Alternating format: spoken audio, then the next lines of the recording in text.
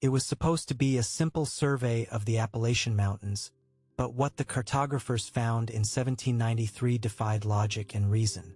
Hidden within the dense forests lay an inexplicably colossal stone amphitheater, its massive arches soaring like ancient guardians of a forgotten world. How could such a structure exist, untouched by history books? The stones bore inscriptions in a script no linguist could decipher, echoing secrets lost to time. Witnesses, including renowned surveyor Robert Livingston, described the amphitheater as vibrating subtly, an energy pulsing through its very core. This phenomenon defied the known laws of physics, leaving experts baffled. The Royal Society of London swiftly moved to quash any further investigation, labeling the findings as unsubstantiated. But the truth lingers in the whispers of those who dared to question. In the heart of the American wilderness, another anomaly awaited discovery. The year was 1767 when explorer Jonathan Dashwood stumbled upon a vast, subterranean labyrinth beneath the plains of Kentucky. This was no natural cave system. It was an engineered marvel, with walls smooth as polished marble, perfectly reflecting torchlight in an unending dance of shadows. Dashwood's journal, kept hidden by his descendants, reveals corridors that spiraled impossibly into the earth, defying gravity itself. His description of floating stones within the labyrinth challenges all known laws of matter and energy. The Smithsonian Institution, once informed, dismissed the account as the ravings of an imaginative mind. Yet, the labyrinth remains, a testament to capabilities far beyond our understanding. In 1785, a storm unlike any other unveiled the remnants of a coastal enigma along the shores of Maine. As the violent winds subsided, local fisherman Nathaniel Hawke reported an immense metallic structure, half buried in the sand, glittering under the moonlight. Constructed from an alloy unknown to the most skilled blacksmiths of the era, this monument seemed to hum with an inner life, the vibrations palpable to those who dared approach. Hawke's vivid accounts were met with disbelief, yet he wasn't alone in his testimony. Maritime logbooks from the period corroborate sightings of strange lights emanating from the site, an eerie glow that defied explanation.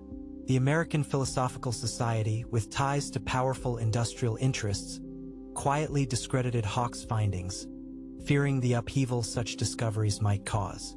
A chilling discovery awaited those brave enough to venture into the misty valley of New York. In 1799, a team of botanists, led by the enigmatic Dr. Eliza Cartwright, unearthed what could only be described as a botanical megastructure.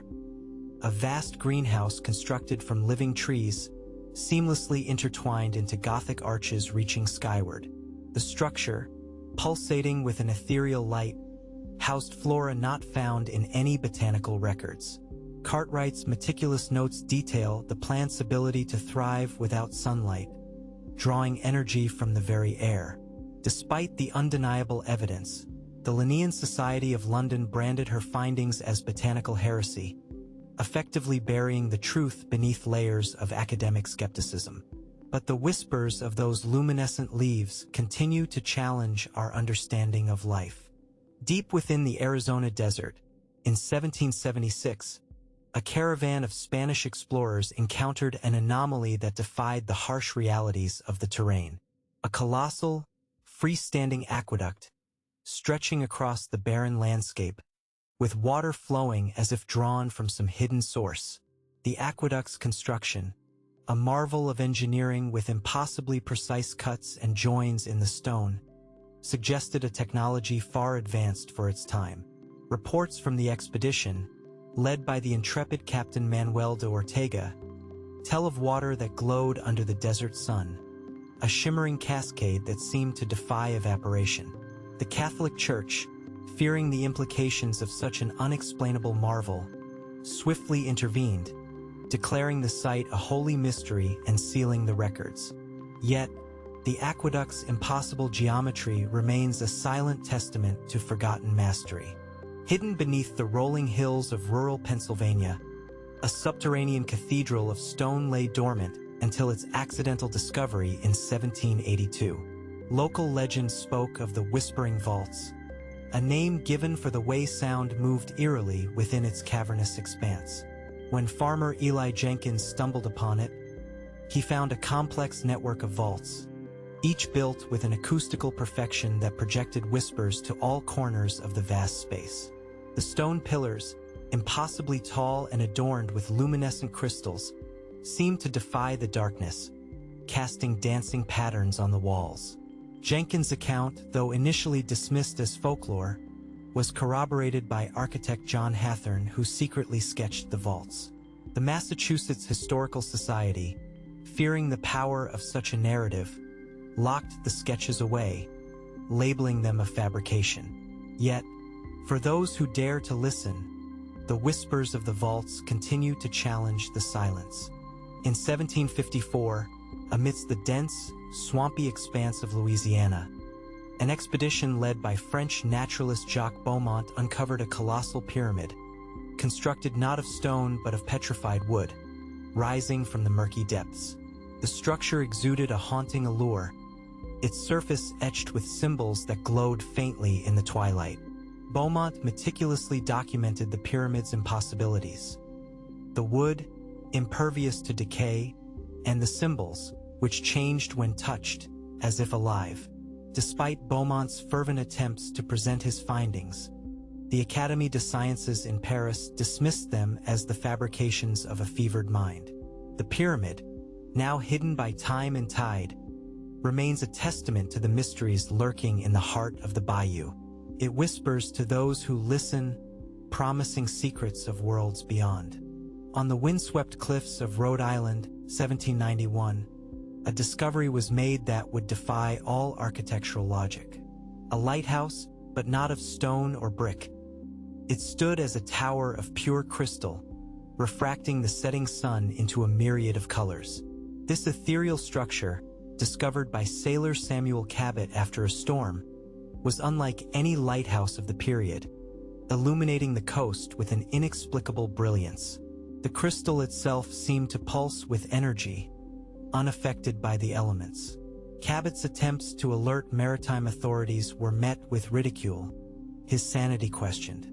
The United States Lighthouse Establishment, fearing the disruption of established maritime navigation, dismissed the structure as an illusion. Yet, the Crystal Tower remained, a beacon not just for ships, but for those seeking truths hidden in the light. In the vast expanse of the Nebraska Plains, 1788, a discovery was made that would alter the very fabric of history. A massive wheel, half buried in the earth, constructed of an unidentifiable metal, with intricate gears that turned in perpetual motion. Farmer James McAllister, who unearthed it, described it as a wheel of the gods, its rotation silent yet profound. The wheel's mechanics defied the laws of motion, operating without any discernible power source. Attempts to document the phenomenon were systematically obstructed by the American Philosophical Society, which feared the implications of such technology. McAllister's farm was seized, and the wheel disappeared into the annals of forgotten history. Yet, the echoes of its silent rotation still stir the air for those who remember. In the shadow of the Blue Ridge Mountains, 1795, a team of miners uncovered what seemed to be an impossibility, a network of tunnels carved with precision that mirrored the constellations above. The walls of these celestial passages, smooth as glass, were embedded with gemstones that twinkled like stars, casting a soft glow that illuminated the miner's path. Geologist Nathaniel Phelps noted the tunnel's uncanny alignment with celestial maps, a feat of engineering that should not have been possible for its time. His reports were met with skepticism and buried by the American Geological Society, who deemed such claims as preposterous. Yet, the tunnels endure, a celestial enigma, reflecting the heavens for those who seek the light within the earth. In the depths of the Michigan forests, 1772, loggers stumbled upon a structure that defied all comprehension. A tower of iron, appearing as if grown from the earth itself, reaching dizzying heights above the canopy. This colossal monolith, with its surface etched by natural forces into swirling patterns, stood as a testament to an unknown era of metallurgy. Logger Thomas Greaves described the iron's unnatural resilience, impervious to rust and strangely warm to the touch. The tower emitted a low hum that resonated through the woods, stirring an unsettling harmony with the natural world. The military academy at West Point, once alerted, swiftly dispatched officials to erase any trace of the discovery, declaring it a national security concern. Yet, the Iron Tower's silent song continues to whisper secrets to the trees, defying the passage of time. In 1763, amidst the rolling dunes of South Carolina's coastal sands, a peculiar phenomenon emerged. A colossal glass dome, partially buried, its surface catching the sun's rays and dispersing them in a kaleidoscope of colors. Discovered by a band of runaway slaves seeking refuge, the dome was said to pulse with a rhythm like a heartbeat, as if alive. Inside, the air was inexplicably cool, and the sound of the ocean was muted, like a distant echo. Accounts from the escapees, preserved in secret oral traditions, spoke of light patterns within the dome that seemed to predict storms. The colonial government, fearing the empowerment of runaway slaves through such a discovery, actively suppressed these accounts. The dome, a beacon of freedom and mystery, remains lost to the sands, its secrets guarded by time and tide. High in the Sierra Nevada mountains, 1797, explorers rediscovered a colossal stone bridge spanning a deep chasm. Its construction, apparently ancient, was flawless, with stones so precisely cut and fitted that no mortar was used. The bridge's surface was adorned with glyphs that seemed to change with the position of the sun, casting shifting shadows that some claimed were messages or maps from an ancient civilization. Explorer Amelia Thornton, who dared to walk the bridge at dawn, described a sensation of weightlessness, as if the bridge defied gravity itself. The United States Army Corps of Engineers, upon hearing of the phenomenon, declared the site a restricted military zone, citing national security. Yet, the bridge's enduring mystery continues to draw those who seek to unravel the glyph's hidden stories. In the remote corners of the Alaskan wilderness, 1778, fur traders discovered a massive stone circle, eerily reminiscent of Stonehenge, yet constructed entirely of ice-blue quartz that refracted the aurora borealis into mesmerizing displays. Trader William Hargrove documented the site, noting the stone's peculiar warmth despite the frigid surroundings and their alignment with celestial bodies. The circle's acoustics amplified the northern wind into haunting melodies, as if playing nature's symphony. Hargrove's accounts, detailing the stone's mystical qualities and their interaction with the auroras, were dismissed by the Russian-American company as fanciful tales. However, the circle stands resolute against the icy winds, a celestial symphony for the few who dare to brave the Arctic chill. Nestled within the dense jungles of Florida, 1790, a discovery was made that blurred the line between nature and human craftsmanship. An enormous spiral staircase carved into a cliffside, winding upwards through the canopy, constructed from a single piece of flawless marble. Botanist Lydia Grant, whose expedition stumbled upon the staircase, described it as seemingly grown rather than built, with vines and flowers intertwined seamlessly with the marble. The staircase defied erosion, its surface unblemished by the elements.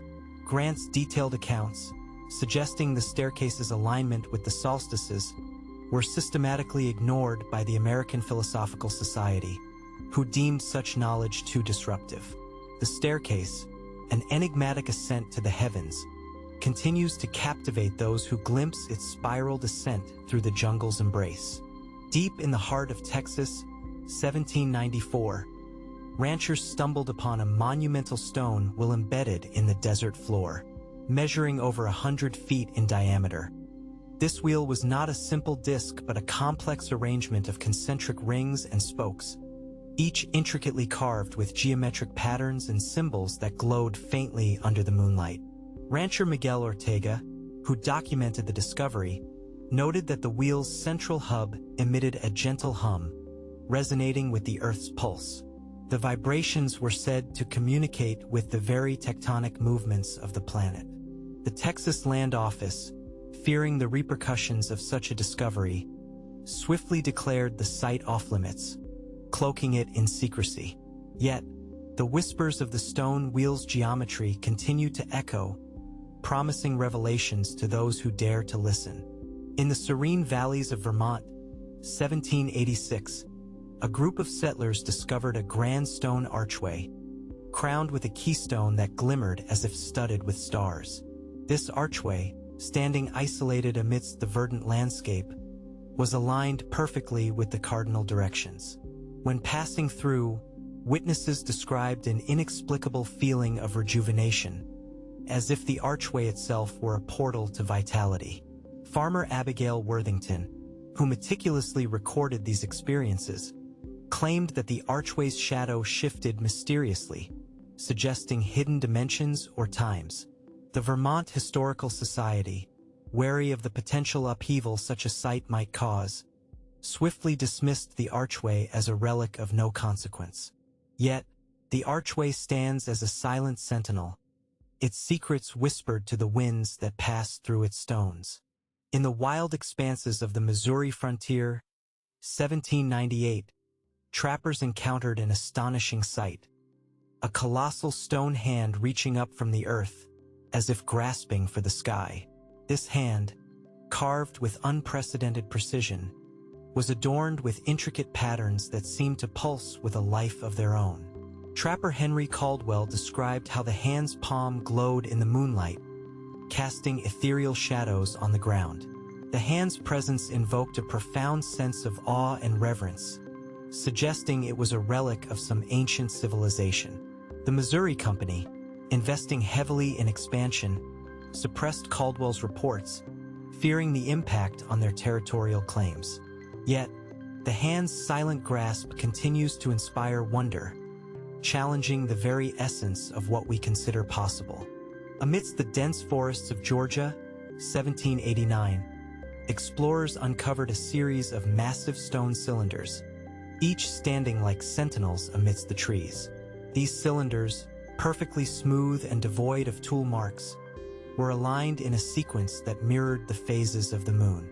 Explorer Samuel Carter noted that the cylinders emitted a soft hum, a frequency that seemed to resonate with the human body, inducing calm and clarity. Detailed sketches by Carter, capturing the cylinder's enigmatic presence, were dismissed by the Georgia Assembly as mere fantasy. They feared the disruption of their burgeoning settlements by such supernatural associations. Yet, the cylinders remain hidden within the woods, their lunar alignment a testament to forgotten harmonies between earth and sky. In the desolate reaches of the Nevada desert, 1769, a team of prospectors stumbled upon a formation that defied natural explanation. A series of towering stone obelisks, their surfaces etched with pulsating luminescent lines that mirrored the constellations. Prospector Thomas Jansen, fascinated by their celestial alignment, recorded how the obelisks seemed to capture starlight, casting beams across the desert that danced with the changing night sky. The phenomenon was dismissed as a mirage by the Nevada Territorial Authority, who feared the implications of such unearthly wonders on their mining interests. Yet, the obelisks stand as silent astronomers, forever charting the heavens, their luminescent lines a stellar map for those who dare to seek them. Within the shadowed depths of the Mississippi River Delta, 1783, a fishing crew stumbled upon an astonishing discovery: an intricate network of bronze canals, submerged beneath the murky waters. These canals, with their perfectly interlocking segments, formed a vast grid that seemed to pulse with the rhythms of the tides. Fisherman Elias Conti, who first reported the phenomenon, noted that the canal surfaces were etched with symbols that only appeared during the full moon, glowing with a mysterious luminescence. The canal's construction suggested an advanced understanding of both metallurgy and tidal mechanics, far beyond what was known at the time. The Louisiana Territory's governing council, fearing the disruption of their economic ventures, quickly dismissed Conti's reports and restricted access to the site. Yet, beneath the delta's waters, the bronze grid continues to whisper secrets of a forgotten civilization, waiting for the right moment to resurface. In the secluded canyons of Utah, 1792, settlers discovered a series of vast stone amphitheaters carved directly into the canyon walls. These acoustic marvels, with their perfect geometry, amplified even the softest whispers into thunderous echoes. Settler Martha Longfellow, who meticulously documented the site, described the amphitheaters as resonating with an inexplicable energy, as if the earth itself were singing.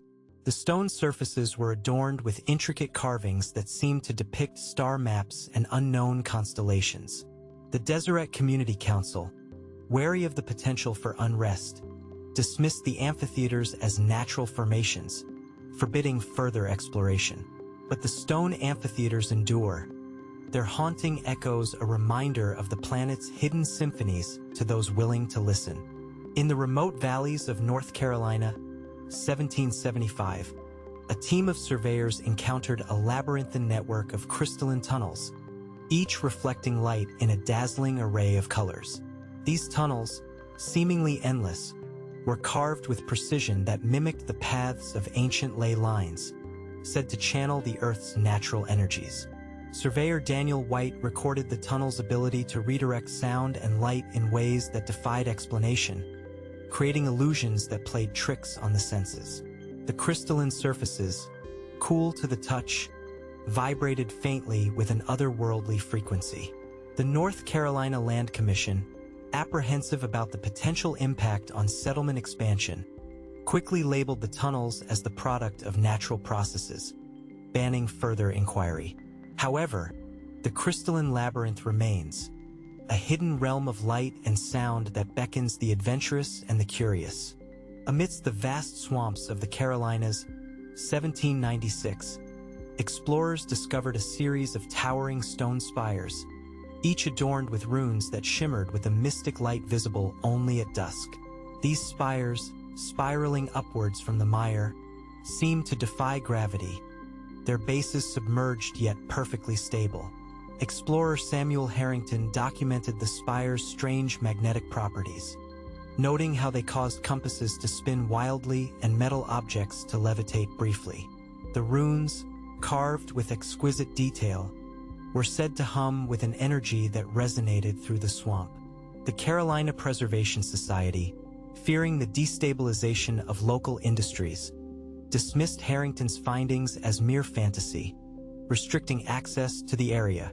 Yet, the spires stand resolute, their magnetic mysteries a testament to forces beyond our ken. In the hidden depths of the New Mexico desert, 1781, a team of Spanish missionaries uncovered a vast underground chamber, its ceiling encrusted with gemstones that mimicked the night sky. This celestial dome, perfectly spherical, was constructed from a material unknown to contemporary science, resonating with a frequency that seemed to still the heart and mind. Father Ignacio Martinez, who documented the site, described the chamber as a place of profound peace, where time seemed to stand still. The gemstones, arranged in constellations, emitted a gentle glow that illuminated the chamber in a serene light. The Spanish crown, wary of the chamber's potential influence, declared the site a sacred ground, forbidding entry. Yet, the celestial dome remains, a sanctuary of tranquility and cosmic wonder, for those who seek the light within the earth. In the dense forests of the Pacific Northwest, 1790, trappers uncovered a series of massive stone platforms, each intricately carved with spirals that seemed to mimic the swirling mists that pervaded the woods. The platforms, covered in a moss that glowed softly under moonlight, formed a geometric pattern visible only from above. Trapmaster Colin Redfield noted how the spirals resonated with the natural fog, creating a symphony of low hums that seemed to guide the forest's wildlife. These platforms, seemingly ancient, suggested an understanding of harmonics and geometry far ahead of their time. The Hudson's Bay Company, wary of the implications on territorial claims, quickly dismissed the discovery, branding it a natural anomaly. Yet, the platforms remain guardians of a hidden harmony, drawing those who seek the whispers of the forest. Among the towering cliffs of the Grand Canyon, 1799, an exploration party discovered a series of statues carved into the rock face, depicting figures with elongated limbs and serene expressions. These statues, each standing over 30 feet tall, seemed to capture the very essence of the wind that howled through the canyon. Explorer Harriet Palmer, who diligently recorded the statues' details, noted how they appeared to change positions with the shifting shadows, as if alive. The carvings defied erosion, their features pristine despite centuries of exposure. The Smithsonian Institution, concerned with maintaining its narrative of historical development, labeled Palmer's findings as fanciful exaggerations. Yet, the statues remain ageless sentinels that watch over the canyon, challenging the boundaries of history and belief. In the rolling hills of Kentucky, 1787, settlers uncovered an immense stone ring, its surface etched with symbols that glowed faintly in the twilight hours. This megalithic structure, with its seamless fusion of stones, seemed to channel the energy of the earth, creating a palpable hum that resonated across the landscape. Farmer Joseph Reynolds, who chronicled the ring's peculiar qualities, described how the stones altered the weather patterns around them, creating localized phenomena of rain or mist. The American Geological Society, fearing the impact on agricultural stability, attributed the ring's effects to mere superstition, suppressing further investigation. Yet, the stone ring endures, a silent conductor of the Earth's symphony, waiting for those who seek to unlock its elemental power. Within the dense Everglades of Florida, 1795, explorers stumbled upon a vast network of stone canals, each lined with an unknown material that resisted the encroaching vegetation. These canals, aligned with precision to the cardinal directions, seemed to manipulate the water flow with an intelligence far beyond contemporary engineering. Surveyor Rachel Timmons observed that the canals glinted under the sun, creating patterns that changed with the tides, suggesting a form of communication or signaling. The Florida Territorial Council, concerned with maintaining order over the wildlands, declared the canals a natural formation, restricting public access. Yet, the waterways continued to flow, their silent messages carried upon the currents, calling to those who wished to decipher their ancient code. In the remote highlands of Virginia, 1777, a group of pioneers discovered a massive stone amphitheater, carved into the mountainside with an acoustical precision that amplified even the faintest sounds. This amphitheater, with its tiered seating and ornate carvings, seemed to be a place of gathering for an ancient culture. Pioneer Nathaniel Clark, who recorded his awe in a series of letters, described how the amphitheater's acoustics created voices that appeared to emerge from the very rock itself, singing songs of forgotten times. The Virginia Assembly, anxious about the potential disruption to colonial expansion, quickly dismissed Clark's accounts as hallucinations. Yet, the stone amphitheater remains, a monument to the voices of the past, echoing through the hills for those willing to listen.